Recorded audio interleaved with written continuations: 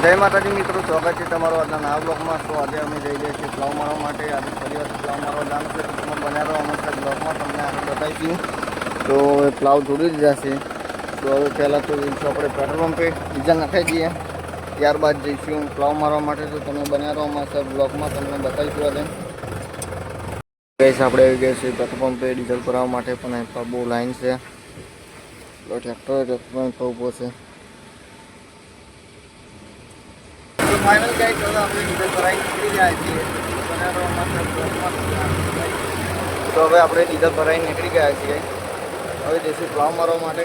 જે સેટમ પ્લાવ મારવાના હતા એ સેટમ આપણે આવી ગયા છીએ ટ્રેક્ટર લઈને. તો જોપો વાકેલો છે, ચાવી લઈને આવે છે. તો જો જે ચાવી લઈને આવે ત્યાં સુધી આપણે બેસીએ.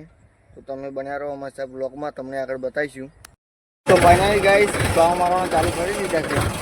જો હેપરી સાઈડનો ખોચ પતાવી દીધું છે. હવે આ લોબા પટ્ટા મારવાનું ચાલુ કર્યું છે. તમે બન્યા રહો અમારી સાથે બ્લોગમાં, તમને આગળ બતાવીશું. ફાઇનલ ગાઈસ હવે અમે જઈ રહ્યા છીએ ઘરે. તો હવે જમવા માટે જઈએ છીએ ઘેર. તો તમે બન્યા રહો અમારી સાથે બ્લોગમાં, તમને આગળ બતાવીશું. બાકી પ્લાવ મારવાનું ચાલુ છે, જોઈ લો. તો તમે બન્યા રહો અમારી સાથે બ્લોગમાં, તમને આગળ બતાવીશું. હું આવી ગયો છું રોટાવેટર લઈને રોટાવેટર મારવા માટે. તો તમે બન્યા રહો અમારી સાથે બ્લોગમાં, તમને આગળ બતાવીશું.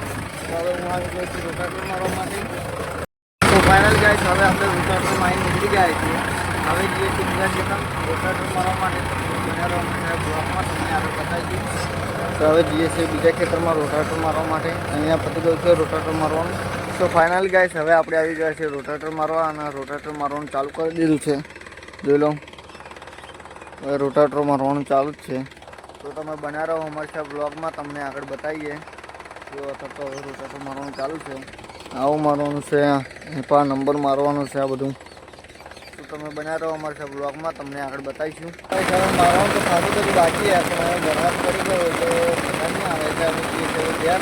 અને આજના બ્લોગને અહીંયા કરીએ એમ. તો બ્લોગ ગમે તો ચેનલને સબસ્ક્રાઈબ કરજો, લાઈક કરજો અને શેર કરવાનું ભૂલતા નહીં. જય માતા.